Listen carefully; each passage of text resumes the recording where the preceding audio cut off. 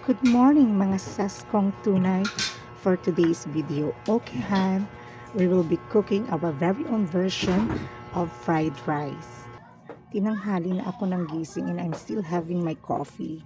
At tinawag na ako ng kapatid ko para i-prepare yung mga natirang kanin sa rice cooker kasi magpa-fried rice nga daw kami.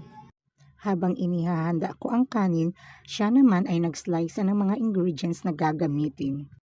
Sakto at may natira pang bilbao na chorizo, tsaka nagdagdag na lang kami ng luncheon meat at in-slice ito into cube. Nagpainit na ako ng oil kasi piprituhin muna namin ang kalahating luncheon meat. At the same time, nagisa na kami ng bawang at sibuyas at isinunod na namin ang chorizong bilbao sa paggisa. Ang akala ko Chinese term ang bilbao, hindi pala. It was named after a city in Spain.